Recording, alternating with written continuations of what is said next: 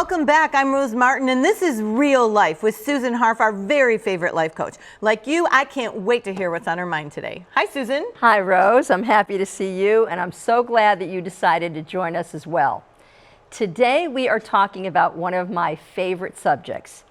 If you change your beliefs, you can change your life. Okay, wait a minute. Let's just say that one more time. If I change my beliefs, I can change my life? That's right. I can't wait for this conversation. Well, and I'm going to make you a promise, Rose, and I'm going to make the same promise to you. If you adopt different beliefs about certain things in your life, I promise you, your life is going to change and change for the better. And quickly? Will it change quickly? Do you know what? Some of the things that I'm talking about, you can change immediately, and it's not a long process to do so. Okay.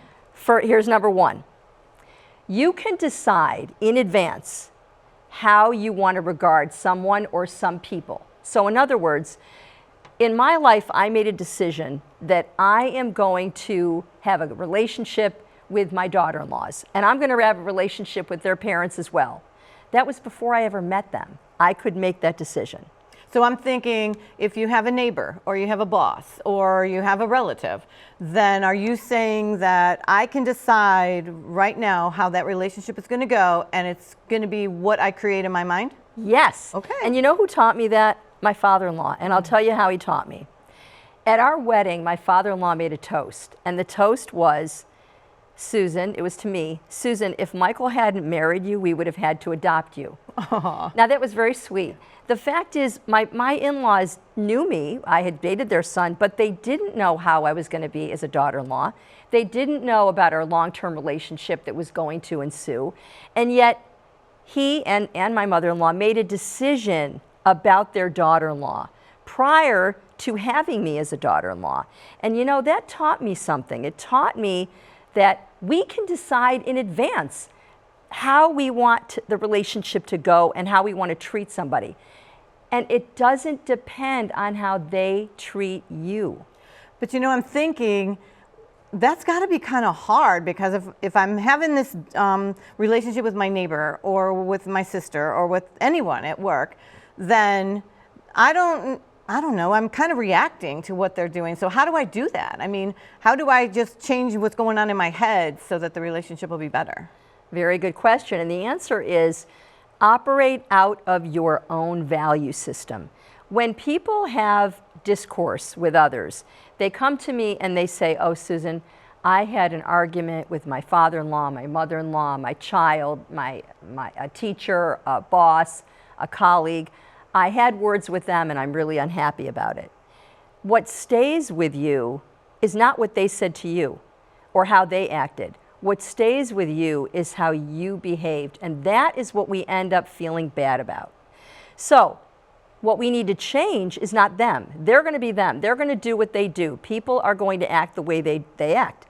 But you can decide in advance, how do I want to conduct myself with my neighbors, at work, with my significant other, with my children, with people I meet in the grocery store? How do I want to behave? And most of the time, most of us want to behave our best selves. Even if somebody gives you junk, you don't got to give junk back. So you know, what I'm thinking about is if you're in the moment. So if I set myself up, like you're saying, and I'm going to create this relationship by telling myself in my head, this is the way I want it to be. I'm going to act this way towards someone. Yes. But then something happens in the moment. Of course. Are you saying that I can change something in the moment, or I change it afterwards? I'm saying you can continue to be who you are. If you are someone whose value system dictates, I get along with these people, then you can be operating out of that value system by being yourself and not being them. Now, you know, another thing about that is that when people do that, when someone says to you something that's unkind or not nice or makes you feel bad, if you say to yourself, well, I'm going to give it right back to them. They're not treating me well. You know what you're doing? You are making them your teacher. Why do you want to make somebody who does the wrong thing your teacher and dictate how you're going to act? So one of the other belief systems that we need to adopt is this. It's never wrong to do the right thing. And the right thing is being yourself. And if you regard yourself as a good person, be that good person. You don't need to make the wrong person your teacher. So how do you do that? You, number one, operate out of your value system, and along with some other belief systems will help you do that. So one of the other things that we need to pay attention to is, instead of paying attention to people's negative behavior or things that you don't like about them, if you act like you're going to point your finger at them and shake your finger at them, if we do that figuratively or literally, that is not going to elicit a healed response. And you know what? I've tried it, so I know. If you behave toward your child like he's not giving you his best, he won't. If you behave towards someone like they are wrong and they're always going to be wrong about this and you don't agree, and that's where you go with the conversation, that's not going to elicit what we call a healed response. You are much more likely to elicit that less defensiveness and better behavior if you act kind and you act compassionate. Even if the beauty of this is, even if somebody's not doing that with you, you can still do that with them. So that's the answer to how do we do it. You can still approach somebody who's giving you wrongful behavior with the notion that they have the intent to do better. So what does this do to help me in my life? You said if I change these behaviors, my life's going to get better. It's going to change how you view people, and that's going to change how they interact with you. So another thing we need to think about in terms of our belief systems is, if you believe that somebody's giving you the best they got at that moment, that's going to make them give you better. Because instead, if you believe that they always could have done better and you're still shaking your finger at them, that's not going to help them move toward compassion and less defensiveness. So you think they can read our responses? Yes, and here's the most important part about that. You got to be honest about it. So in other words, if you believe they're no good, but you try and act like they are, right, that's not going to work. So what I'm suggesting is change what you believe. Believe that everybody's giving you the best they got at that moment. And you know what? That doesn't mean that they can't give you something better 10 minutes later. Mm-hmm. So that the other part of that belief is another belief which states every second we're capable of change. You can change what you're doing in the same conversation from one moment to the next. Mm-hmm. And I'll tell you who taught me that. I had a client when I was a young therapist right out of school who I had to meet in jail. He had done something that was probably, in my mind, one of the very worst things anybody can do. And that was he harmed a child. And as soon as I found out that I got that case, I said to my supervisor, don't give it to me. He's got nothing to teach me and I've got nothing to teach him. I already had a bias about him. And in getting to know this guy, I found out a lot about him. I found out about his whole background. And one of the things I found out is that he did something horrible, but he was treated even worse. He had parents who did not do the right thing with him. And so he had no education about how to be a proper parent, how to be a loving parent. What he did, I honestly believed, after getting to know him well, was the only thing that he could do, the only thing he knew how to do in the moment. The best part is he learned how to be a different person, and he's not the same person now. But are you saying we should give people excuses for their behavior and how they treat us? No, it's not an excuse. What it is the belief that somebody is giving you the best they got. And what I know about human behavior is that there are certain mental health diagnoses which dictate that they can do better and they're not giving you their best, but they're far and few between, to tell you the truth. Most people are doing the best they got at that moment. So the other belief that we need to think about and change, one of the ways we can change, is to not audition people.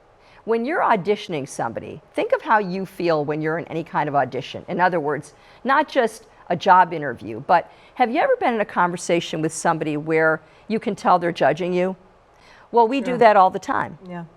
We judge people all the time. And when we are, they know that. You don't even have to say it, but they know that. So instead, our belief system needs to change to not only am I not going to judge this person right off the bat, but instead I'm going to believe they have good intent. I'm going to believe that they're giving me the best they got.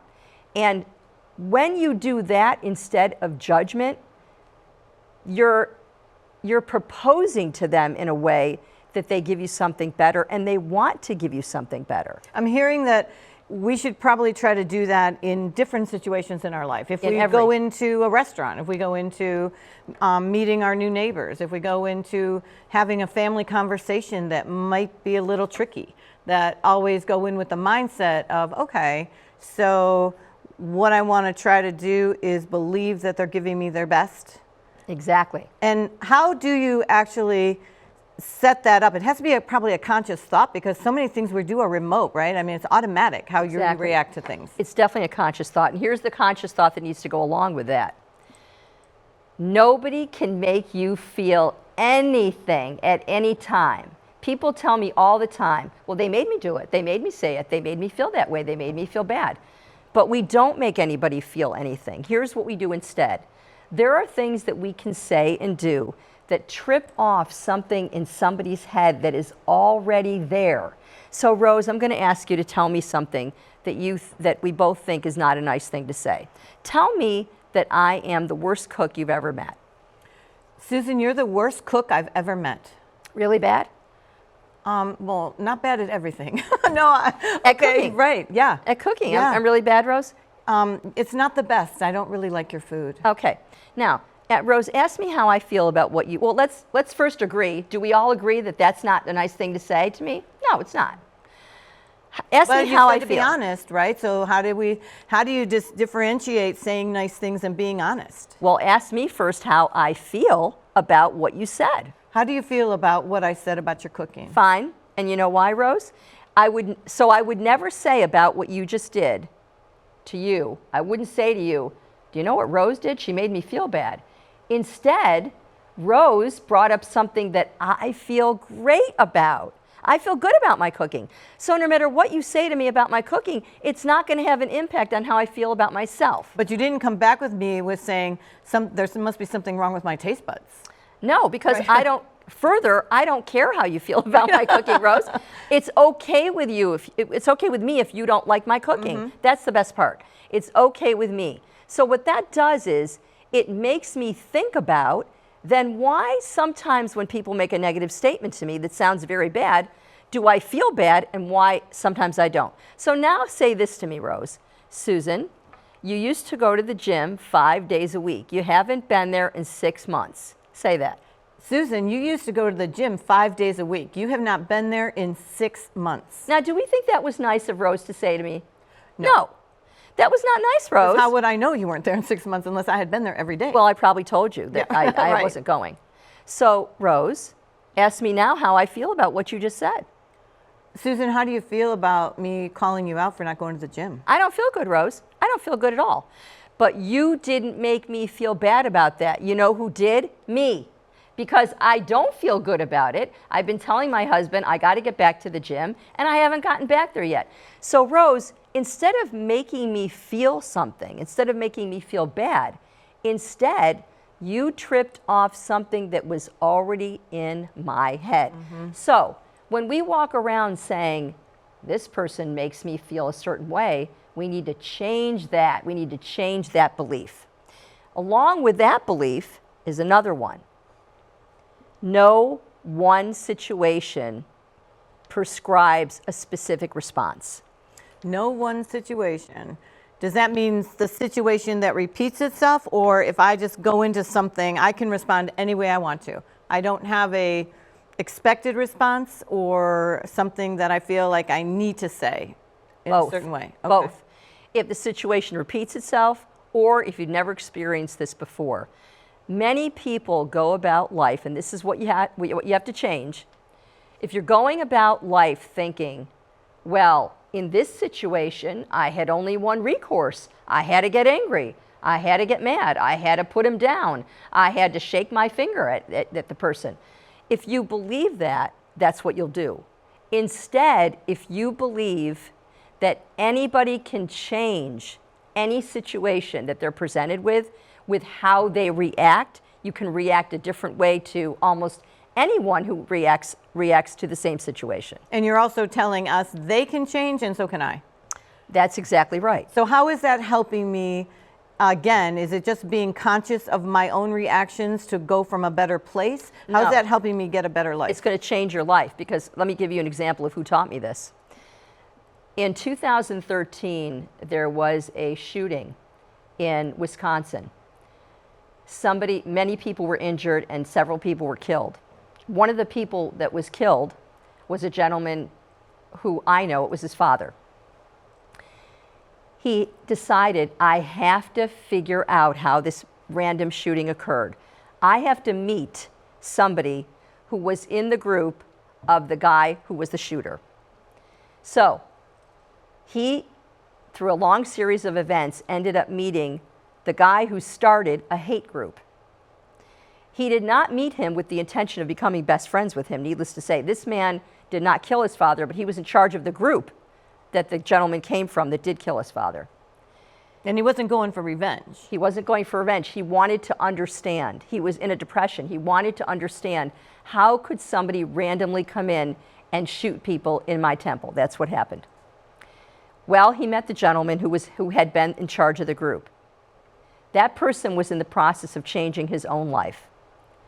And what happened as a result of their meeting is that the person who was in charge of the hate group began to reevaluate his life and realized, if I stay in this hate group, I'm going to end up in jail or I'm going to end up in dead.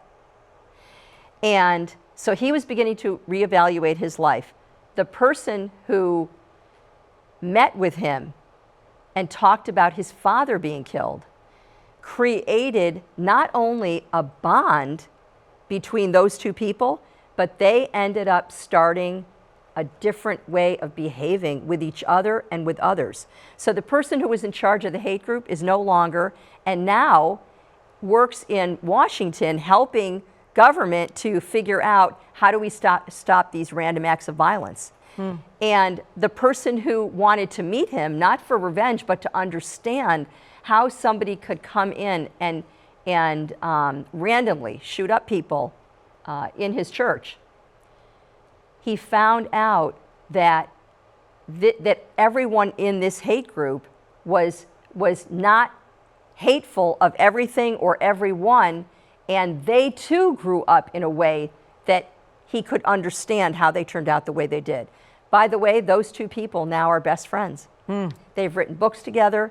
They go around the country speaking together. So the point is, they changed their life by each of them meeting somebody that was a very unlikely friend of theirs. So this was a random act of violence. Some people could say, well, that's only got to end one way. It would end you being hateful of anybody who could do that to your father. That's not how it turned out. So for people that are dealing with things on a smaller scale, I'm thinking about the little things where we can start the process, even if it's little reactions to things. Maybe it's not to other people, maybe it's what you say to yourself. Exactly. Right? And maybe it's the way you react when you look in the mirror, or the way something happens. Where can I start? What are some things I can do if I notice it first? I guess that's the first thing, noticing you're doing it.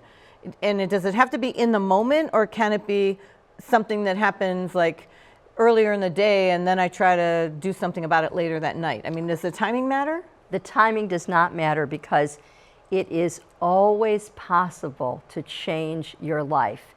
Even in an incident with the cashier at the grocery store, if you remember that compassion is always an option, that change is always an option, that my belief system says this is how I want to behave.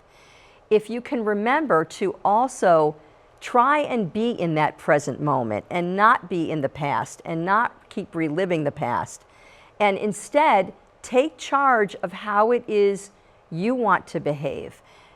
Tell yourself on a regular basis that you are in charge of your behavior, which includes not always saying how you feel, not always needing to have the last word.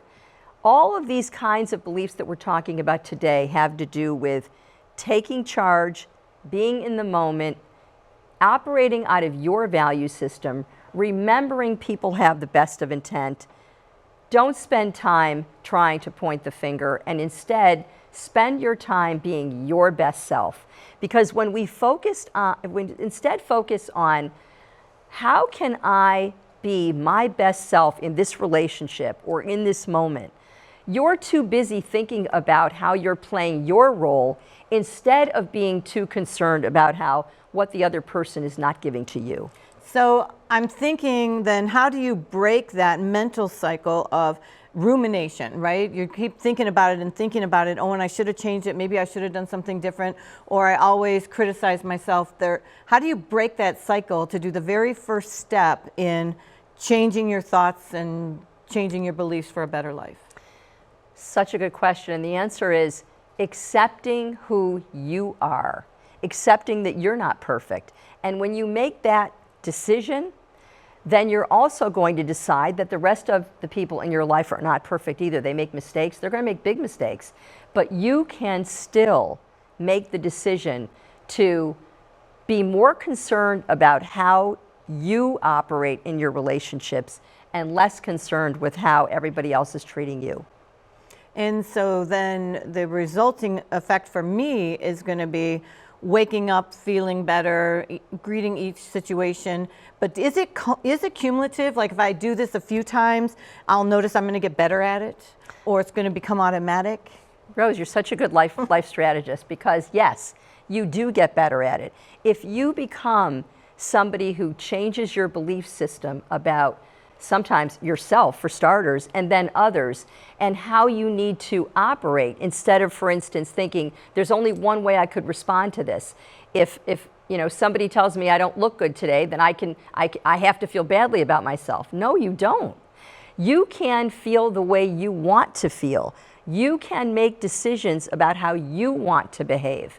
People all the time give you opportunities to change, and change can happen in a second, and it can happen in the same conversation, in the same relationship. Too often we are operating out of somebody else's value system that we don't approve of. Wouldn't that throw people off in the middle of a conversation? All of a sudden you're like, just a minute, I'm going to change how I'm going to react to you right now, or I'm going to change my thoughts on that, and we're not going to go down this road. I advise people to do exactly that. And you don't have to say that. You don't have to say, I'm going to change how I feel about you right now, or I'm going to change what I'm doing. Because we're not doing this for effect. We're doing this because we don't want to audition people. We don't believe that in any situation that it's right to do the wrong thing. It's always right to do the right thing. Always, in every situation. It's never wrong to do the right thing. That's a really important concept, I think. And when you think about how you react to something, I'm thinking about, all of the situations all of us come into contact with and why we might want to change or how we might want to change. And are you saying that if we always default to kindness and the right thing, we're on the right path to growth and changing our life? We are, and to take the focus away from how we want to change the other person, because that ends up being too often where people are going with this, and unfortunately, you're never going to change them. That's not your job. Your job is to tell yourself what it is you need to believe in every situation, and then go forth with that, instead of worrying about what everybody else needs to do to make you feel better. And what do you think the long-term results of doing this is going to be? Not only are you a happier, more successful person in your life, but you have a more meaningful life, and you actually accomplish your goals quicker, better, faster by adopting some of these new beliefs. If you instead have a negative attitude about what other people need to do or have or change or be, then you're going to take the focus away from where it needs to be, which is you. You are capable of changing your life every second. And when you forget that, you will usually be somebody who's in the past. And so if you say to yourself, oh, I forgot that, this is not how I want to be, okay, then you move on. So it doesn't have to be any, like you said, it doesn't have to be anything major. It starts with little things, and little things build to big things. And getting it in your own head is something I think we can all work on, to think, how do I do this now? And then how can I prevent it from happening again? I guess the judgment piece and the opinion piece is something that really resonates, because you don't want to be judged by others to audition. And then sometimes you judge others and audition them. So exactly. So yeah. Yeah, and you know, about that, forgiveness is really the decision to see people as they are, not who they may have been before. And or so, not who you want them to be. Or not who you want them to be. Forgiveness is really that decision that comes from within. As I reflect on this, I'm thinking it sounds easy, but it's not. Because when you say it, it's like, sure, you can do this. You know, change your thoughts, change your life, have a better life, and you can do these right now, and it happens any second. But it has to be in our own heads to remember it. Susan, thank you. This was amazing, as always. My special thanks to Susan Harf and Rose Martin for Real Life. So we can change our thoughts, we can change our lives, and we can make it a whole lot better. We'll see you next time. Thanks for watching.